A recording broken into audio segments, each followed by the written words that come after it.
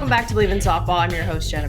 However you got here today, whether it was an audio podcast platform like Apple, Spotify, etc., or watching on YouTube, thank you. Subscribe and rate the show wherever you get your pods if you haven't yet. Follow us on Instagram and Twitter /X at Bleav in Softball. That's BLEAV. And as always, there's also merch. So click the link in our bio on either of those pages or go to shop.bleav.com to purchase 3 different shirts for you, covering our bases, safer out, and catch you soon. All right, let's go through today's batting order. First, we will cover our bases. I'll share some callouts from around the softball world. Then we'll head into today's interview with Kelly Ford. She just announced her retirement after 30 plus years in coaching and 12 years at Fullerton. And I watched her and her team at the Stanford Regional this past season, and I knew that I wanted to have her on the show even before I knew that she was retiring, because she is really a titan of her industry. Pun intended. See what I did there? Thanks. Then we'll end things with the foul tip of the week, where we share tips to help us get better. All right, let's go. Covering our bases. BetOnline is your number one source for all your sports betting needs this season.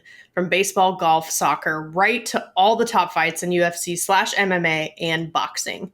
Every stat, every matchup, and even live odds and spreads while the games are being played. And when the game's over, head on over to our online casino and get in on a game of blackjack or poker, or unwind with one of our over 150 slots games.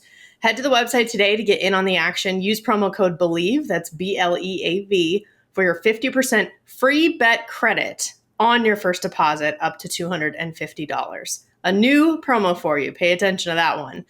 50% free bet credit on your first deposit up to $250. BetOnline, the game starts here. And I feel like summer softball starts and ends here with Rip It Sports as well. I've said it once, I'll say it over and over. My ringer turfs from Rip It are still total game changers, whether I'm on the field or I'm in the press box.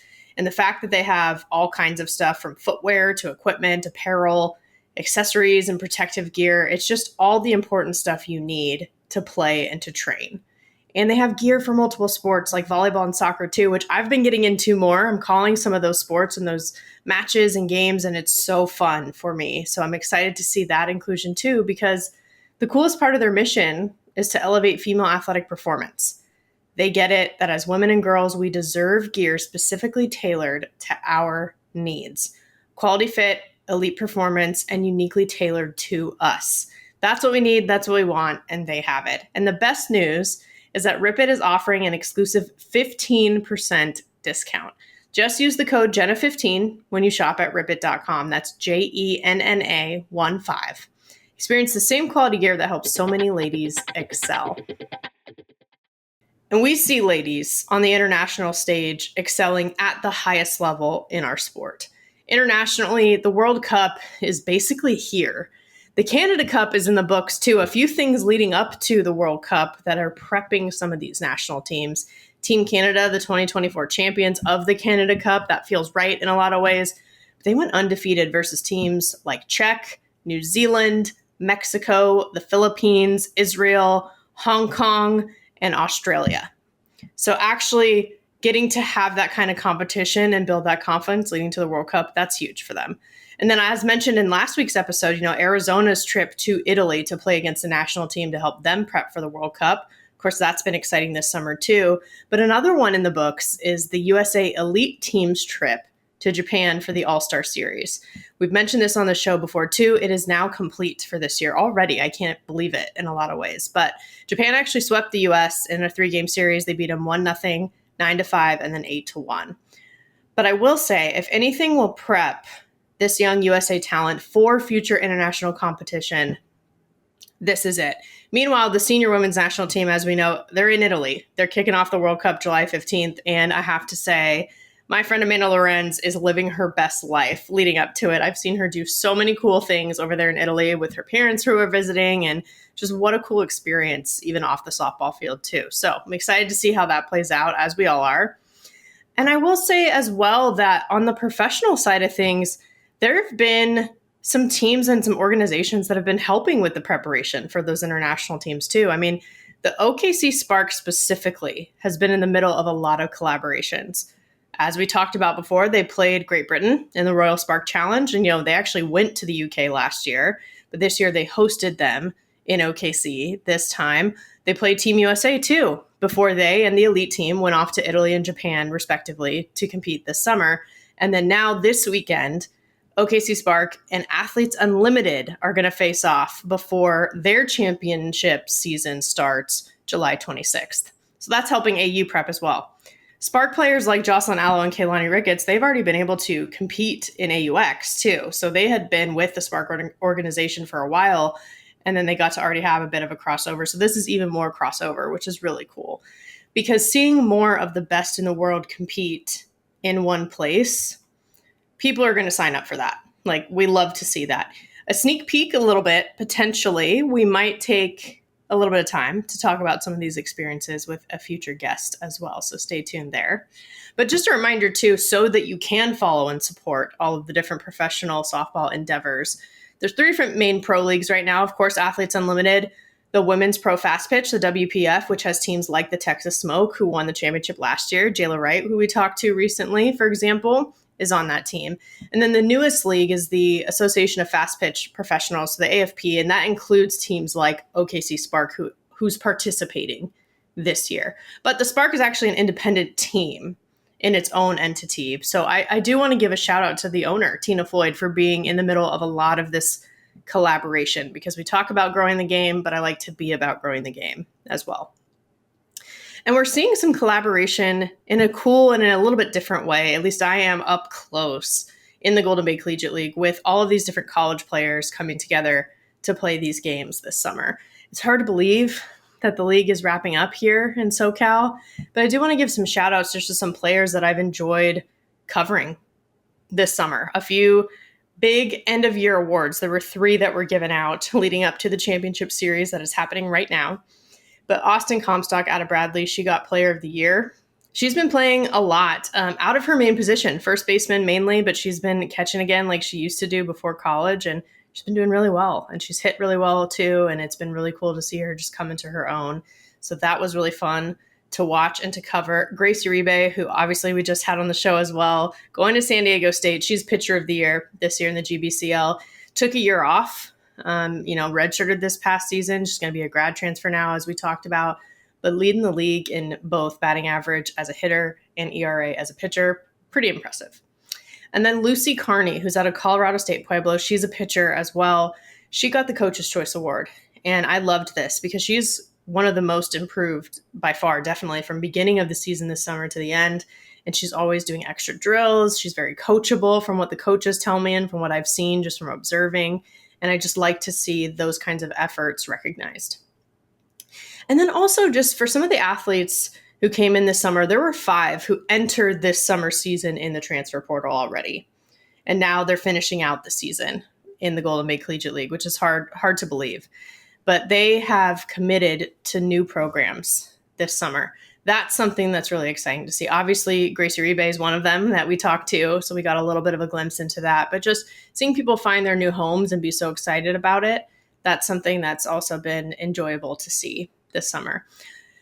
Bottom line, though, I've heard multiple players talk about how much they've enjoyed the experience for not just getting the reps, but also the friendships that they've built and the confidence that they've built, because that is quite literally what this experience is supposed to be all about. So wanted to give shout outs in that regard too, because it's been a nice part to the summer softball scene.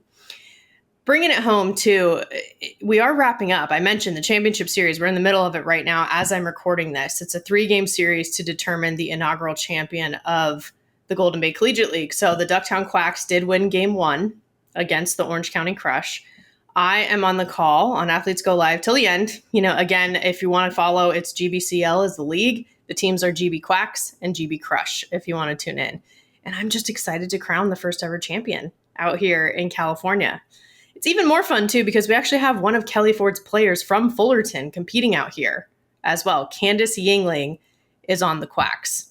So someone else used to cheering her on is today's guest. Let's head into the interview. She's been a collegiate coach for over 30 years, 6-time Big West champion with 7 NCAA tournaments in 12 seasons at Fullerton, 5-time Big West Coach of the Year, former longtime leader at the legendary Mt SAC Junior College, and Oklahoma alum Kelly Ford. Thank you for joining, Coach. I'm thrilled to be chatting with you. This is awesome. Thanks for having me on. On so many things that I could ask you right away, but just start with, how are you feeling after a very successful 2024 season and now a newly announced retirement? Oh, it feels really exciting. I will tell you, what probably feels best is to not be in Colorado right now in all of the recruiting craziness. So I'm just excited about my next chapter, and just in reflection, just feel so lucky to have the job that I had for several years. Yes, and we'll definitely want to get into your next chapter, but I also want to reflect on this past chapter with you. And for me, I actually got to see you all play in person more than once this year, actually at the Mary Nutter tournament, as well as most recently at the Stanford Regional at the end of the season. And I really enjoyed just getting a chance to hear some of your insight in the post-game press conferences as well, and just your thoughts on the program and on the team. What do you think came together so well in this last year for you at Fullerton? We had great senior leadership, and to really let them dig in and show the underclassmen the way was absolutely,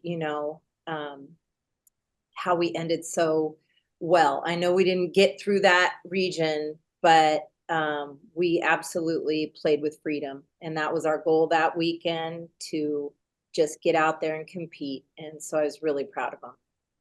It was fun to watch. I mean, you're coming off a Big West championship again, but then you push it to the brink. You went as far as possible going to the regional final. And I was very much enjoying just watching the grittiness of the team. And I feel like that's been a theme with Fullerton as a program too. Where do you think that grittiness comes from? Well, I tell you what, I think as long as we've got swings, we still have a shot. And the athletes believe that too. This game can be crazy. And I think that that's kind of our theme, is as long as there's time on the clock, we got a shot. And when you believe that, just magic can happen. I liked the approach that came up to one of your players mentioned you always having a number 1 on the back of your clipboard when you're coaching over at first base, and you'd hold it up for them as a reminder. Can you share now with the wider audience what that was all about? Yeah, and there's not a coach in the country that probably doesn't use that in some form or another, with just playing the game one pitch at a time. That's really where the theme comes from, and just reminding them with the 1 on my clipboard, instead of calling out all these numbers or giving a signal, that all they need to do is simplify it by just competing 1 pitch and go after and win this pitch. So, it's not rocket science, but it's just a way to simplify the game when things start moving fast. And I really think that's my job, more than at that time of the season talking about a skill set or devising strategy. It's just keeping the game simple for them. That's my number 1 job going into playoffs. And you talked about that multiple times. That resonated with me definitely, because even just saying that, I feel like simplifies what you're trying to do as a coach, as well as obviously simplifying everything for them as players, which you're right is not always easy to do when there's as much going on as there is, especially in the postseason. So I was just very impressed by the presence that your team had. Yeah, thank you. It did. It felt like we've been here, done this, and we talked a lot about just jumping on the backs of our seniors, and they stayed calm, and I felt like, we had some really fantastic performances, and it was so good for the underclassmen to see how the seniors, performed on the big stage. Yes. You never out hit in all 5 games that you played in the regional. I think you tied Stanford once at the end, but never were you out hit, which Yeah. I also was like, that's impressive.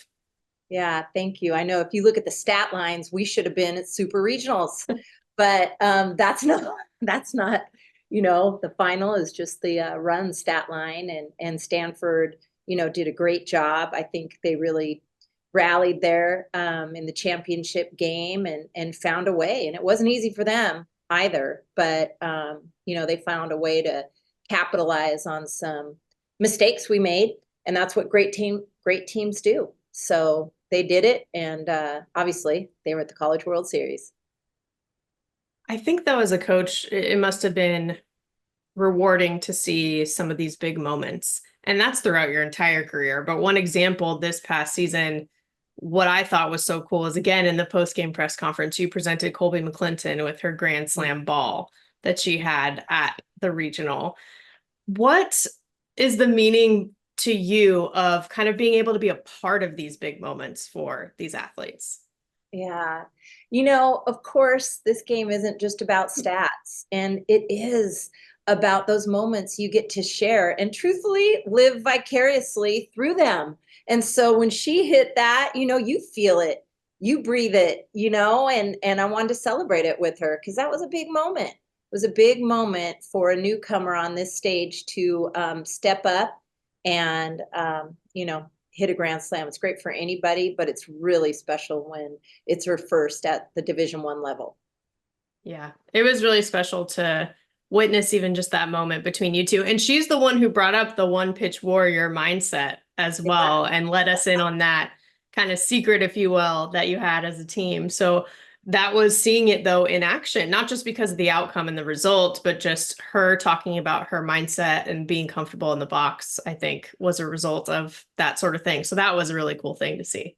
Yeah, thank you. Thank you. Yeah, she's a special young lady and had a tremendous tournament. And she's one that did transfer in from NAIA and really wanted to challenge herself and see if she could make it on the Division I stage. And she had highs and lows and rode a roller coaster, but ended up in the end. I hope she walks away and go, yep, I can play at this level. I can compete at this level. I can lead at this level. She's capable of quite a bit more than we even got to see.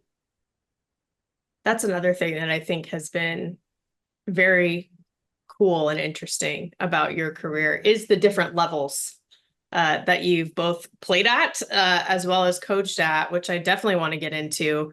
But the fact that Fullerton itself, too, as a program, one of only 2 non-power conference programs to win a national championship. Mm-hmm. That is a big deal, in my opinion.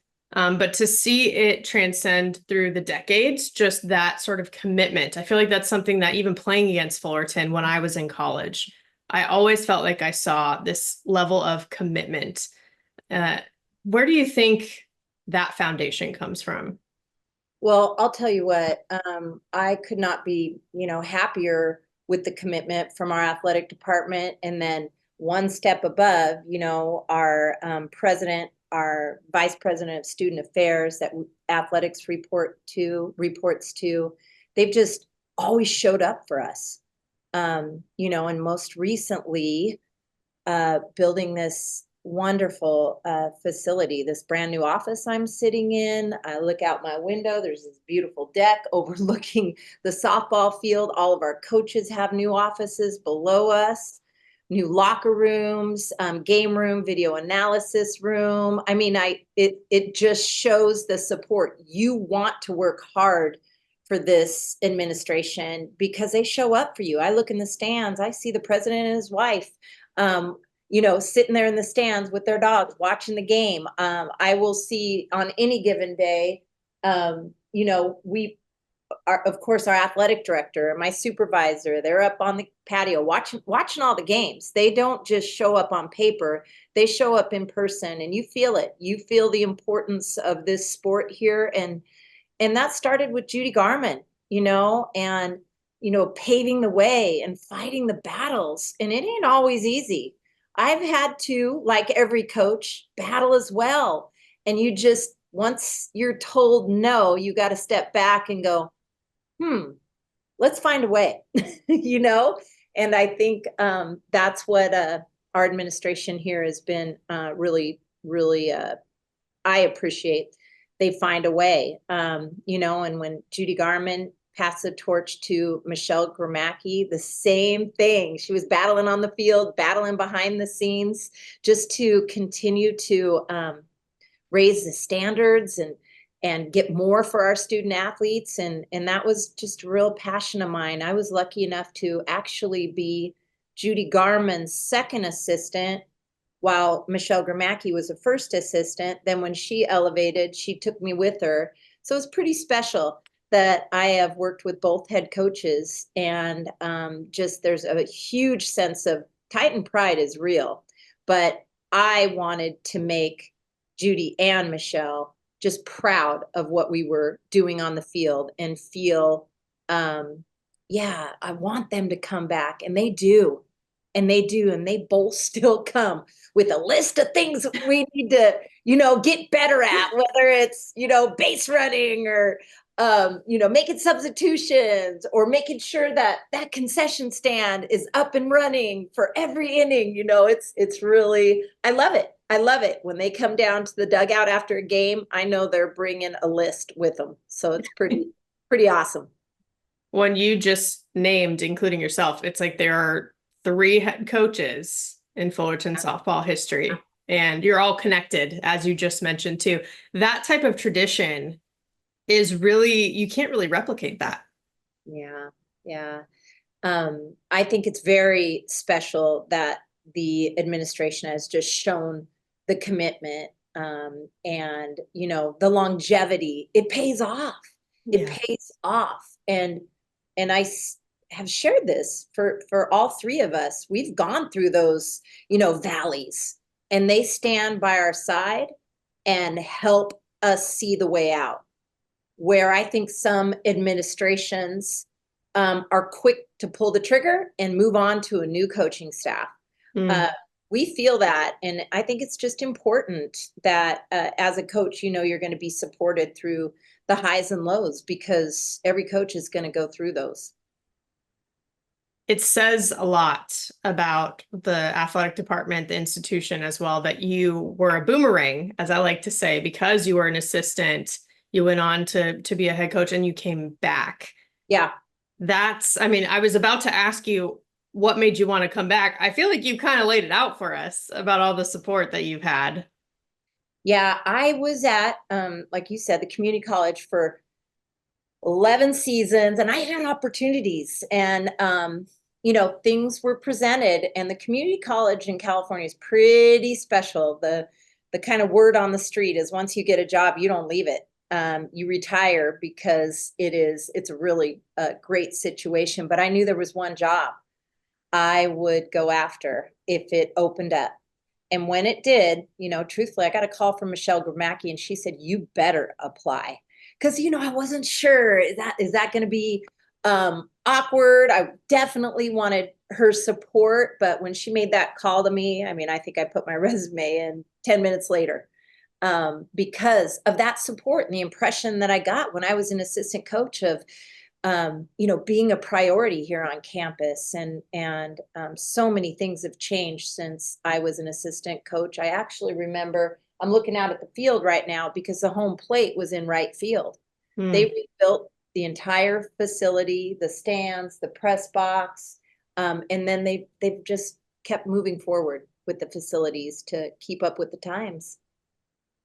Well, it's been your facility, even as it's continued to be upgraded really over the years. But your facility at Fullerton is part of my collegiate experience as a Stanford alum, just because we basically went to the Judi Garman tournament every year, you know, and I'm from Southern California. So my family would come out, you know, and watch, and extended family too.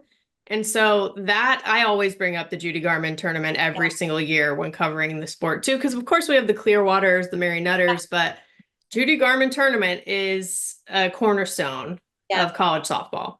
And And it's the largest tournament on a college campus. We have 2 collegiate fields. That's Yeah. just extraordinary.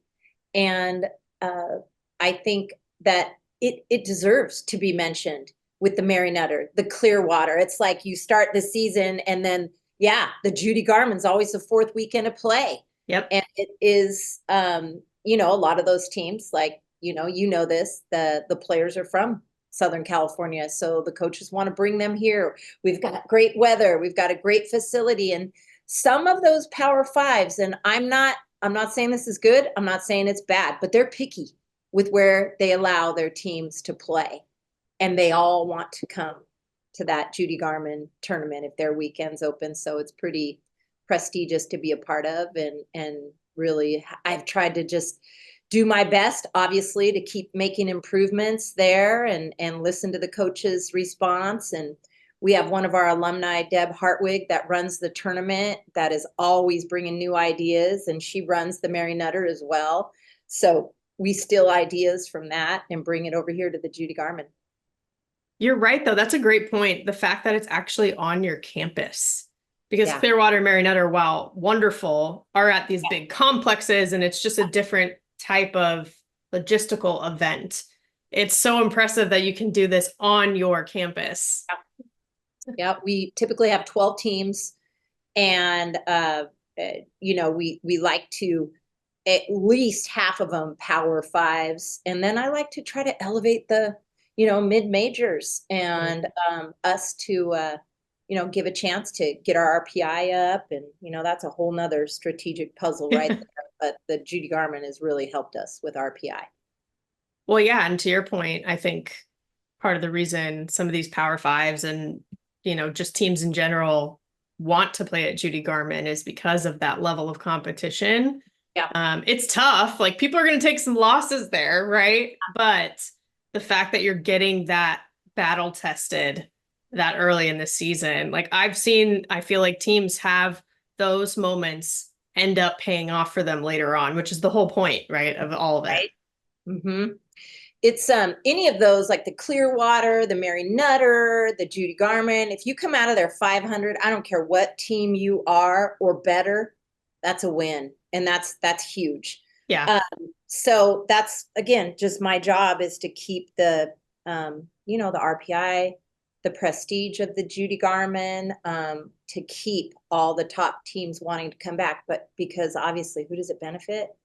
Us. We get to play these teams and help our own RPI. So, there's a little selfishness to it. And I love, the crowds. And honestly, I love when baseball has a 3-game series and we're playing the Judi Garman. It's like a baseball softball carnival, because you can look on either side of the seating and see this great competition. And we a lot of times steal baseball fans when the Judi Garman's going on and baseball has a series. They go, "What's going on over there? Whoa, that is awesome." So I was about to bring up the baseball program because when I think of Fullerton, like I said, I think of commitment, I think of tradition when it comes to softball, but I think of that in terms of baseball too. So to have those two right there on campus like that for our bat and ball sports, that we love so much, that must be very special as well.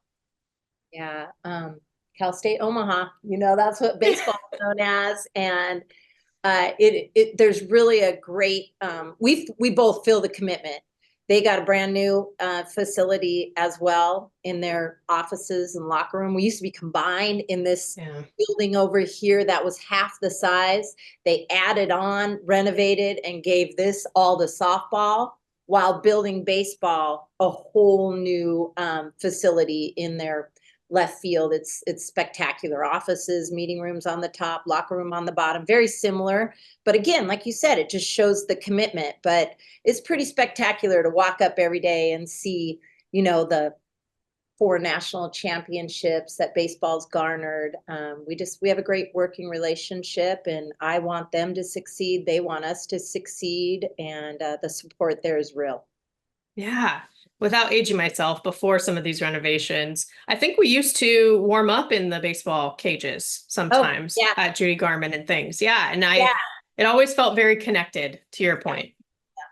Right next to us, and there, especially if there was rain. But like again, Yeah. that's a working relationship that we've established that when we have our big tournament, they give us all the support that we need for it. So I really appreciate that. Yeah. How do you think it's possible for two programs like Fullerton baseball and softball to maintain that kind of tradition, that foundation, while also evolving over the years? It's such a tough balance to strike sometimes. Yeah, I think we have to just keep pushing the envelope. We can just never be satisfied. And respectfully to all the programs in our Big West Conference, like we have to keep pushing. We have to keep bringing ideas back from these Power Fives. Oh, this is what they're doing. Let's try this. Just in little things, our cages, in adding turf, in adding, just things that I'll just say it, the big dogs are doing. We have to keep up with the times, not settle with being the best in the Big West. Hmm. We have to continue to schedule the top, to go and play at these amazing facilities, and again, bring back those ideas. It doesn't mean our administration is going to say, "Oh yeah, let's do it," but if my administration is super supportive. If they cannot do it, they say, go ahead, Kelly, just fundraise for it. So Hmm. what did we do? We got our pitch clocks. We got our, where they give us that ability to go get it done ourselves. And I couldn't ask for more there, but that's our responsibility. Dietz and I, that's our responsibility, is to keep elevating the program and to keep asking and to keep pushing. Yeah. Yeah. I mean, it makes sense, right? But it's harder to put into practice, to actually do those things, because it is like an iron sharpens iron situation. Everybody's up leveled, as much as everyone continues to get better, that's going to force everyone else to, right? But to actually be willing to do that and actually go for it is another thing. And not everyone does that. I also think that makes Fullerton what it is as well. Yeah. Yeah. I always kind of giggle because I think the perception from programs in our conference is, oh, you guys get everything. Mm, I just kind of laugh. I'm like, we got to fundraise just like everybody else for the bells and whistles. And we just choose to do it. Again, it just goes back to the support of our administration on that, and kind of the let's find a way mentality versus nope, can't afford it. yeah. So I can see that type of mentality obviously trickle into the type of athletes and just the community as a whole, but the athletes who you end up recruiting to become a part of the Titan family. Like, for example, I had Hannah Becerra on the oh, show. We are not related, yeah, but we pretend to be yeah, for the record.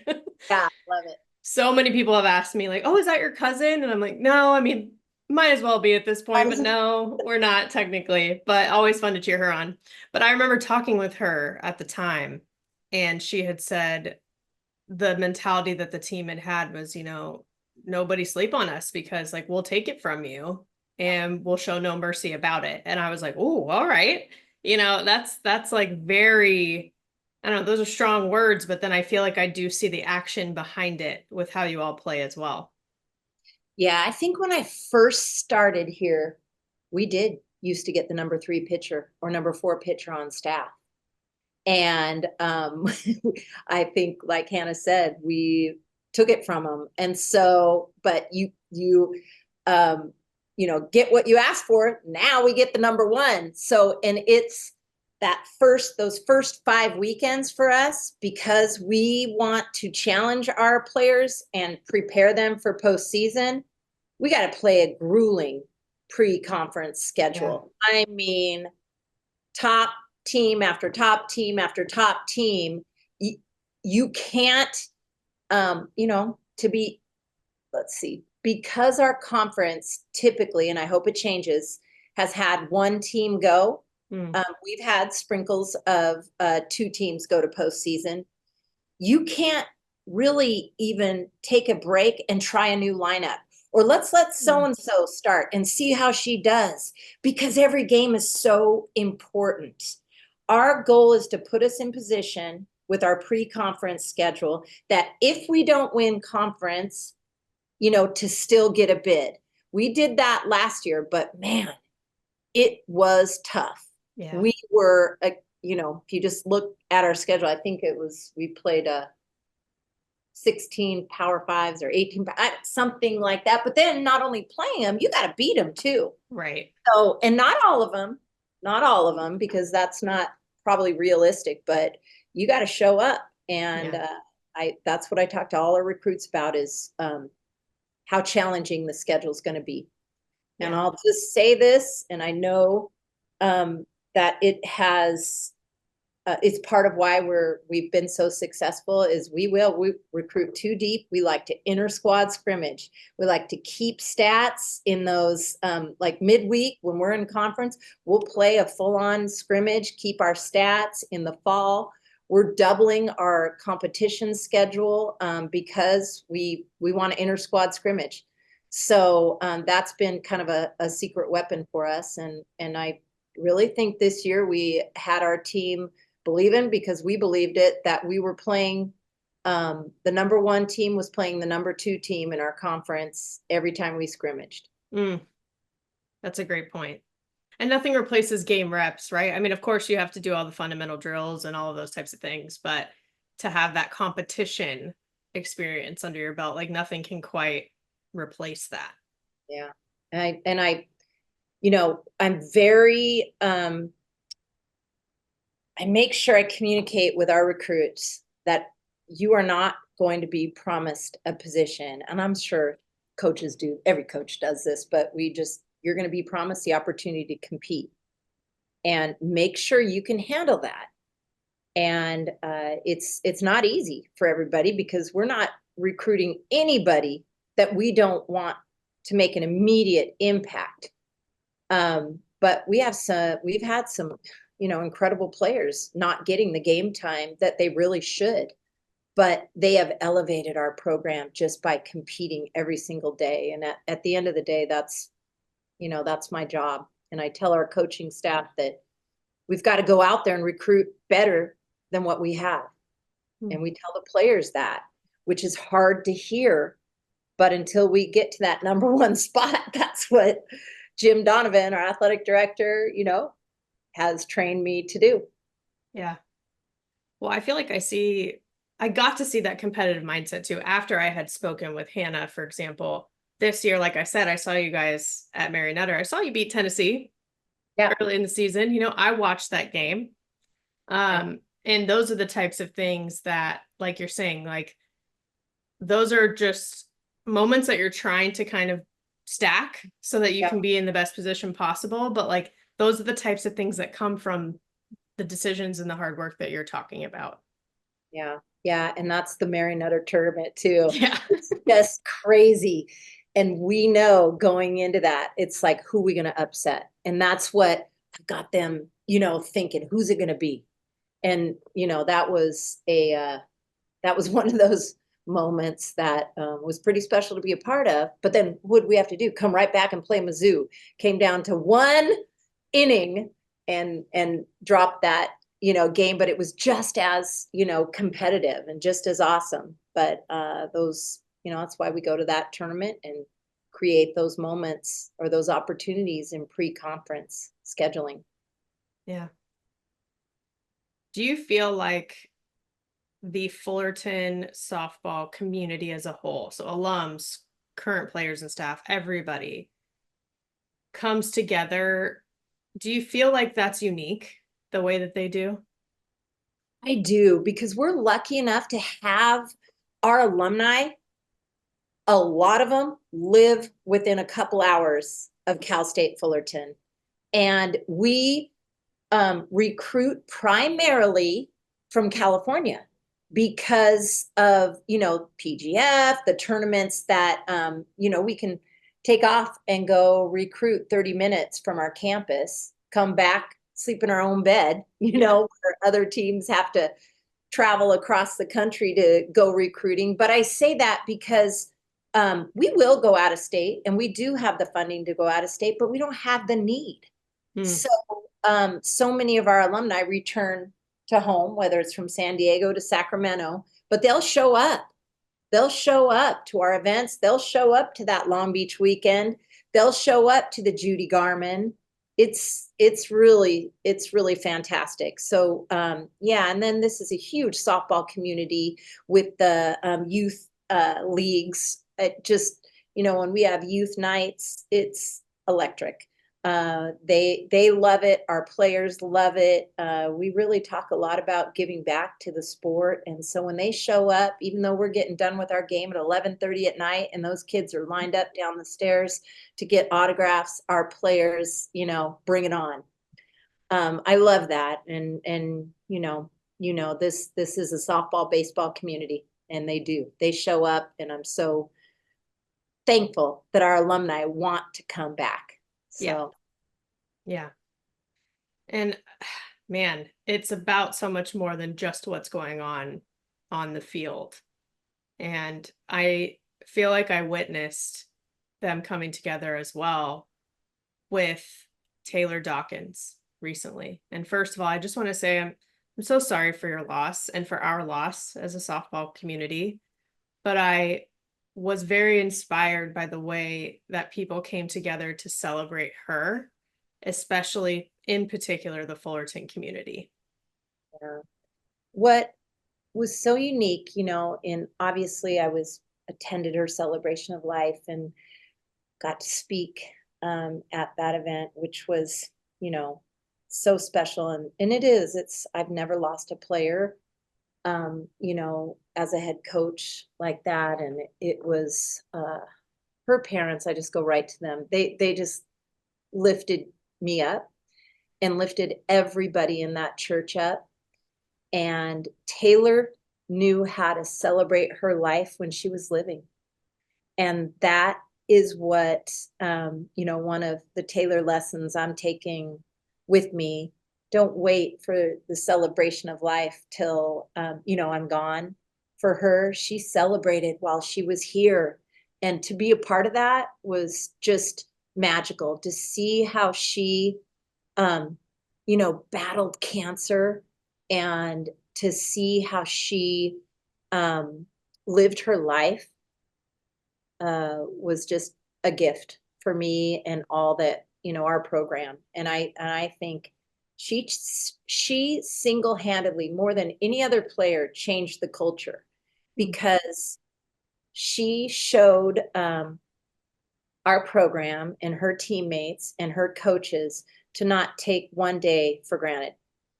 And that is the gift that she left on our program. And I just remember when she was battling, and our players would, things that would come up, team drama or things, they would just look at it differently. Like, that doesn't even matter.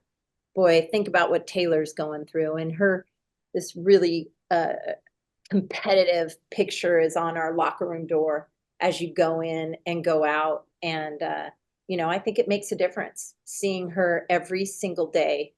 I think our uniform's going to go on differently, just more of a sense of pride. And again, back to just live like Tay. Got my little wristband, and I've got so many requests. One's Taylor Strong, and after she passed, they made wristbands that said "Live like Tay," and so I love that. Yeah, not just play like Tay, live like Tay. Yeah, live like Tay. Yeah, I loved what you said in your statement as well, when you said she was one of the most fierce Titans to ever wear the uniform and fought cancer the way she played the game. Yeah. Just beautifully said, first of all, and such a great way to just remember somebody who sounds like, from everything that everyone has said, including you, an amazing person, but what a representation, to your point, of Fullerton. Like, Is there anything else you'd want from a I Titan? don't know. That young lady, she was being recruited by, everybody and their mother. And we were thrilled when she committed to us, and we knew that Cal State Fullerton softball took a turn right then and there, for the better. That changed everything. So many people followed her. Now all of a sudden, oh, Taylor's going to Cal State Fullerton. Huh. I want to consider it. I want to play with Tay. It really shifted so much. By far the most accoladed player, or had the most awards, decorated player is the word I meant, that we had ever gotten a commitment from. I don't think you could have got more awards than Taylor. And for her to pick Cal State Fullerton really put us on the map again. That's impact just all the way around. Yeah. Yeah. Yeah. Well, thank you for sharing a little bit of her story and the impact on the program. I feel like I would have been remiss to not bring her up because of the impact, as you said, that she's made and how big of a part she's played in even your time at Fullerton. Thank you. Thank you. This is one this photo right here sitting on my desk, but I have that in my phone, and when people were texting me after she passed, I would just send them that picture and say, keep this in your photos when you're having one of those days. Look at Taylor, and I'm telling you, it works. She lifts you right up out of the valley, and perspective, gives you perspective. So, yeah. What do you think are the biggest things you've learned throughout your career from moments like this and just all the moments in between since you've been as a coach that have given you the biggest and the most perspective? Don't be afraid to encourage laughter. I think if you can laugh and cry with your teammates and players and show vulnerability, that's powerful. I have always tried to be that serious coach, and it doesn't quite work for me. So I go back to being the goofball and just being real. I think again, just facilitating laughter is I think part of our championship culture here, whether it's with your coaches and with your players. We like to have fun. So I hope the next coach doesn't lose sight of that. I think I additionally realized that, yeah, skill set and teaching that backhand or teaching how to hit a curveball is important, 100%. But if their well isn't full, I don't care how great of a coach you are, you're not going to be able to make those improvements with them or coach them. So I think it's always my job is to create an environment where they can build that confidence so they can be coached. That doesn't mean blowing smoke and always being, positive Pollyanna. It just means creating an environment where they can build their confidence. And that's something that I've really prided myself on. And then I think surrounding yourself with great people. I think early on in my career, I was so focused on, I got to have a pitching coach. I got to have a hitting coach. I got to have a fielding coach. And I realized, you know what? I need to just surround myself with character people. And I've been so fortunate through the years to just, I can go on and on about my assistant coaches and the importance. And I think one of the characteristics of, looking back on all of my assistant coaches is that they have been good people. They have been people that I would have wanted my daughter to play for. And that's, really was important to me in recruiting a staff, just a staff that of course elevates me as a coach. Like right now, I think the three coaches on my staff, any one of them could be the head coach here. I really believe that. And so when you surround yourself with people better than you and allow them to do their thing, let go of the micromanage. Again, a characteristic that I probably held on to as a younger head coach. You feel like you got to have your hand in everything. Let it go. Let your assistant coaches coach. So those are a few things that come to mind. Do you think that's the key to longevity, the people? Oh, for sure. For sure. Feeling good about spending, you're spending more time with your coaching staff than you do your family. So you better make sure it's people that elevate you and that you're able to delegate or let them, again, do their thing. I remember as an assistant coach, that was the worst feeling in the world when I was micromanaged. When my head coach would just let me kind of do my thing, that's where I really evolved. Because that, when you're just hire capable people, hire good people, and let them do their thing. Yeah. Well, it seems like you've done that too. I mean, you mentioned earlier all the different levels of softball as well when we were talking about Colby, for example. And I said I wanted to get into that with you because you have such a unique perspective. Okay. But having done that, not only at Fullerton, but of course at Mt SAC, which I referred to as a legendary junior college earlier because that's how I view it, especially with your tenure there for 11 years. I mean, I'll give some accolades so that people truly understand. But you had an over 800 winning percentage, 4-time state champs, 7-time conference champions, 5-time South Coast Conference Coach of the Year. But then maybe even better than that, you sent 94% or over 90 players of yours to four-year universities to finish their degrees and keep competing. Yeah. What do you think it was about that environment that you were able to do that with those athletes? I think coming from Division I, so I kind of divide my career into thirds. A third, I was a Division I assistant coach. A third, minors plus some years, head coach at a community college, and a third head coach Division I. Yep. So my Division I assistant coach experience, I took it right into Mt SAC, and I didn't know any better, but I wasn't going to change what I did over here. If anything, as a head coach, I will tell you a funny story. I remember Judi Garman telling me this. Yeah, when you're an assistant coach, you know everything. Then you get into that third base coaching box and you don't know a thing. Like, how many outs? What's the situation? That's exactly what happened. You, as an assistant coach, you're like, oh, I'm ready. I would have done this. I would have done that. Or why is this not? And then you get over there, you're like, whoa, there's a lot happening.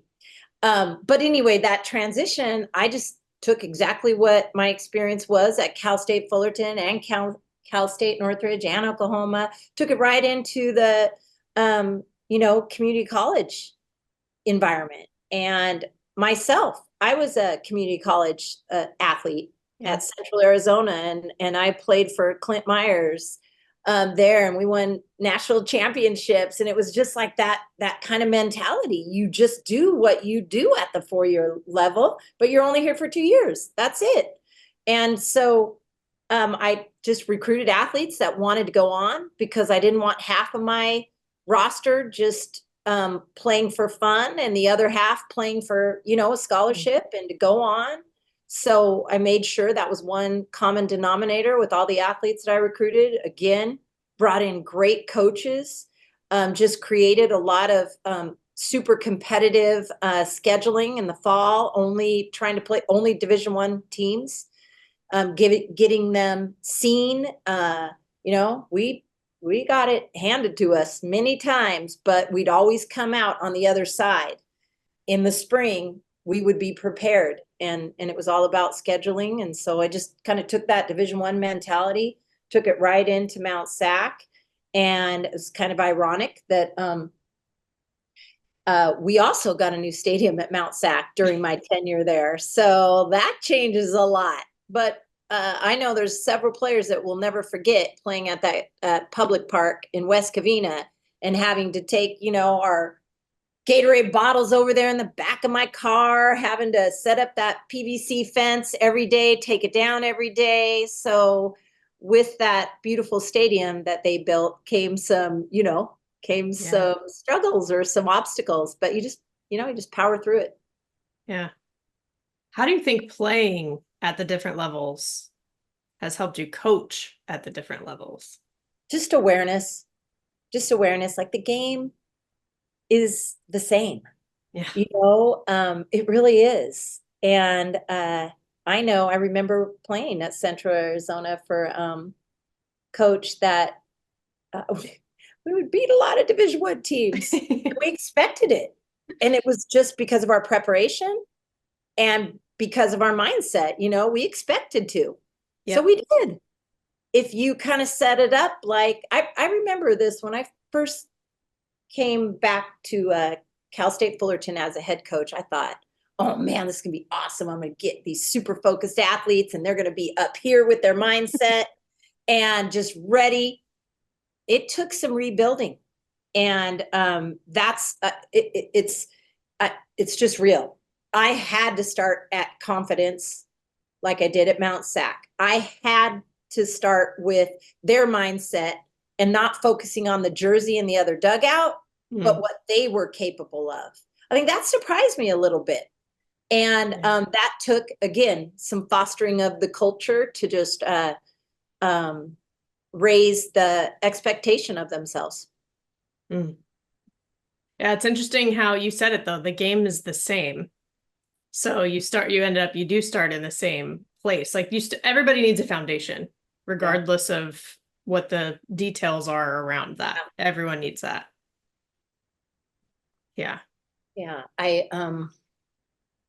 Yes, there's change or there's differences in experiences maybe coming in to the season as far as, travel ball and it seemed like I had a lot more distractions with the athletes at the community college. They had a lot more going on outside, where in the Division I arena, it's like they were just geared to get that 4-year degree, to play Division I softball, to be able to have school and compete, on the field. Doesn't mean they don't have other distractions, but it seemed like at community college, there was a lot more.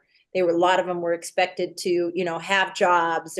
We didn't have dorms. So that throws a whole another curveball. They miss out on that, that freshman and sophomore housing experience, which, and I know is invaluable. Well, here at Cal State Fullerton, of course, they're all under one roof as a freshman. They get to grow together, and they're the good, the bad, the ugly, they have to go back to their home when I was at Mt SAC, and they would, that's a whole nother level of their responsibilities at home and expectations. And that seemed to be more of a battle or a challenge. But then also when they made it through, the payoff was just unbelievable. When they would go on their way to that 4-year school and most of the time move away from home, it was such a triumph. What do you think the quote unquote payoff is as a coach? Not that you're in it for a payoff, but more so like, what is the most rewarding part of being a coach for those types of athletes? I think when they come back, I think when you get invited to a wedding, I think when you get sent that baby picture, those things really mean a lot to me. And that's the payoff. Of course, they're graduating, and of course, seeing them just flourish as a human being, seeing them get through life without softball attached to them, that's really amazing. I as a couple little letters here, like these, these little handwritten letters, I just cherish those things. So yeah, a little bit corny there, but that's the answer. Sometimes corny is the truth, though, right? Yeah. Just because it's corny doesn't mean it's not authentic. Yeah. Yeah. Yeah. Those personal relationships mean a lot to me. And I wish everybody left and graduated happy as could be. Yes. But, I will tell you that the athletes that are unsettled or are not happy with their role, those are the athletes that typically kept me up at night, or I always have a concern about. And that's the part of the business that is very challenging for me, because I naturally want everybody to accept their role and to be happy with just contributing. But when you recruit competitors, their love language is innings. And that's hard to carry a competitive full squad and have everybody feeling like they are truly contributing. I know they are, but again, show me the money, coach. Where are my innings? I want to start. I get it. I get it. It's hard. And I wish I had a magic wand with innings but Well, yeah, wouldn't that be easier? But I think with what you have done, with what you've accomplished, it's been really fun to just watch your career throughout it all. And as you now enter into this retirement phase, what is the legacy or the impact that you hope that you've left as a coach? I want to leave a legacy of playing with passion. And I just can't help but think of Taylor again. Like, yes, this is what legacy would I like to leave, but I learned it from a player. Just, leave it all out on the field and live life while you're living. And don't be afraid to take chances or take on big challenges. Just go for it. And my players at all levels know my saying is handle it. It's just when you have a struggle in front of you, face it head on, go handle it. You're having a problem with your parents, go handle it with a professor. So, I would say just take that. I'll often get texts from alumni. You handled it, coach, or so I love that. I love that I hear that, I guess, them repeating that. So I would love to continue that. I know one of our other little, I guess, messages that we repeat over and over when something, when the game kicks you in the gut, our response is good. There's an opportunity to grow, an opportunity to get through it. There's the good is on the other side of getting kicked in the gut. So, I love when the players repeat that kind of stuff. Handle it. That is words to live by, literally. Yes. Yeah. And I do think I remember Hannah telling me that as well. Probably. Yep. She's the one that always, so she's one that always makes fun of me, and there's not a day that went by that she didn't come to me with a question, and we just had a running joke like, all right, you got another question for me, Hannah? She'd walk in, coach. But I hope, yeah, in the end, she takes the jokes and takes them into life. Like, she has a tough situation to just go handle it. Yeah. I certainly think about softball all the time when something tough is going on. I'm like, well, I got through that, so I can get through this, right? It is definitely that touchstone for so many of us. Yeah. But I would ask you too, before we wrap up, what is next for you now? Let's see. Okay, so I think my last day is officially September 16th, but I have some vacation time that I got to use finally after all these years. So I'm moving back to the Pacific Northwest, which is where I was born and raised.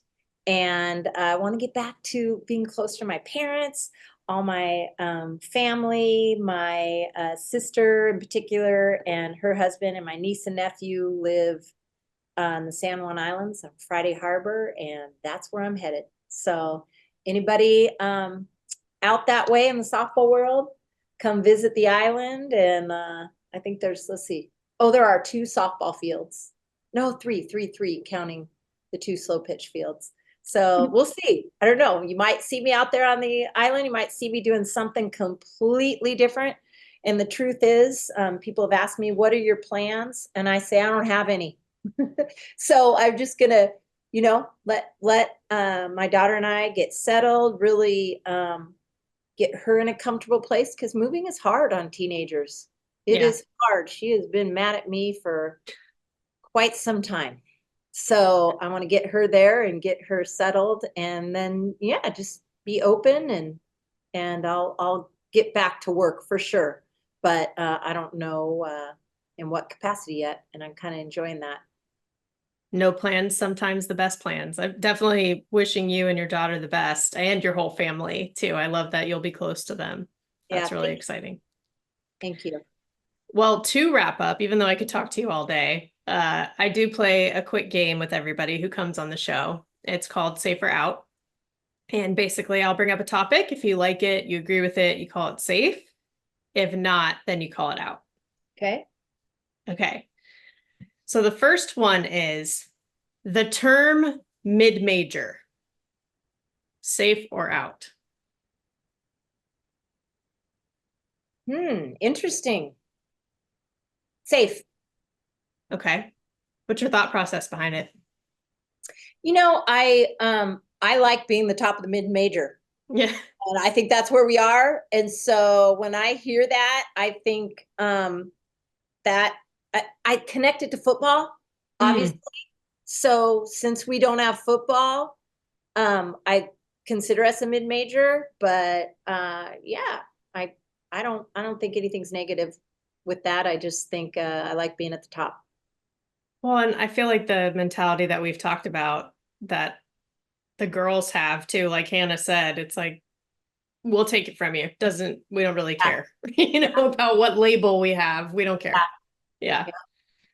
Get on the field, and it's, you start even. Doesn't matter what your division is or whatever, that you have football, you don't have football. Why is that going to affect this softball game going on? Exactly. Exactly. All right. That was the first one. Second one is conference realignment. Safe or out? Out. What a bummer. It's tough out here on the West Coast, especially. Yeah.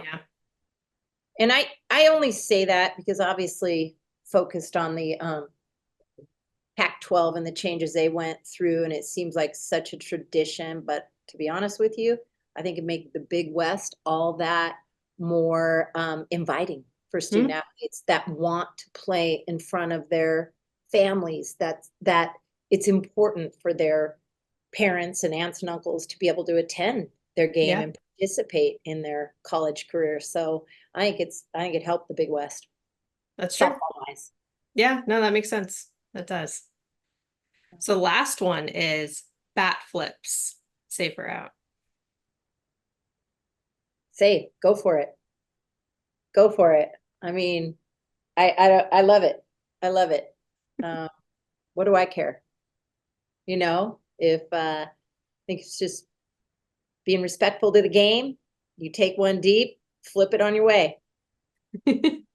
Well, you said your legacy and what you think you left and what you hope you left is passion. Yeah. So that does relate. Yeah. I think so. I think, it only gets kind of tacky if you direct it at a certain person, but if you're celebrating with your team and, I love it. I don't think anything's wrong with it. Yeah. No, that's fair. That is fair. Well, thank you, Coach. This was great. I knew it would be, but I'm really glad that we got to chat and reflect on your career. We could talk forever about reflecting on your career because you've been in the game and been making an impact for so long, but it was nice to get this time with you. So thank you. Yeah, thank you. I appreciate it. And it was a lot of fun. I'm just really glad I got to touch base with Kelly. Like I said, I knew that I wanted to when I heard her and saw her at regionals. And now it's just even more insightful to reflect on her career at this transition point into retirement after decades that she has spent on the field. So big thanks to her for what she's done for the game and the ripple effects that are still going to continue. With that, let's transition to the foul tip of the week. This week's foul tip is about saying yes. This is another theme that's come up a little bit this summer, the power of saying yes. And I want to start by clarifying that I don't mean say yes to everything at all. That is not what I'm getting at. Not everything serves us. And in today's society, I actually think we don't say no enough when it comes to some things like that. But what I'm talking about is saying yes to the things that can serve us. When the only reasons you're thinking about saying no are out of fear, a lack of confidence, being afraid to maybe be a little bit uncomfortable, when those are the reasons and the things that are holding you back, it's about understanding what's holding you back. Is it something that's going to drain you and put your well-being at risk? Okay, the right answer could be no in that situation. I'm not saying you should say yes to the stress, right? Like that is not necessarily what I mean. But in another situation, is it a good opportunity, but the challenge is a little bit scary? Obviously, failure is always possible. In that case, the right answer might be yes. Don't say no because you're afraid to take a blow, right? The punch back might be exactly what you need from that experience. Kelly Ford said yes to the Fullerton job, right? She talked about how the responsibility and accountability of a head coach, especially at the D1 level, is a big jump. It's a little bit different. You think you know everything as an assistant, right? But when you actually get into those shoes, it's a challenge. But she said yes. Look at her now. And the coaches and the players in the Golden Bay Collegiate League this summer have said similar things too. They're just grateful that they said yes to this opportunity. And I even got to hang out and catch up with one of my college teammates and a friend of the show, second ever guest on this podcast, Ashley Hansen. And we talked about how we're adopting this mindset, embracing it a little bit more right now in life.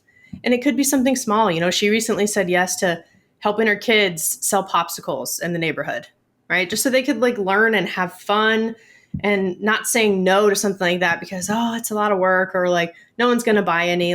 Just let it play out. Let it be, right? She said yes. Regret often comes from the things we didn't do versus what we did. But you also can't do it all. So it just does come down to being decisive. Every time you say yes, you're saying no to something else because you've committed to that yes. So that means you can't do whatever the other thing is all the time. So let's just be smart about those decisions and know what reasons are worthy to push us in which direction. So that's it. Say yes. That's the foul tip of the week. You've been listening to Bleav in Softball, part of Bleav Network and presented by BetOnline. The show is available anywhere you get your podcasts, wherever you listen, including Bleav.com and YouTube too. Subscribe to the show, rate the show if you liked it, write a review for it. Follow us on Twitter /X and Instagram at Bleav in Softball. Again, that's BLEAV. You can also reach out to me personally on Twitter at Jenna Becerra01 and Instagram at Jenna Becerra as well. As always, thank you for tuning in and catch you soon.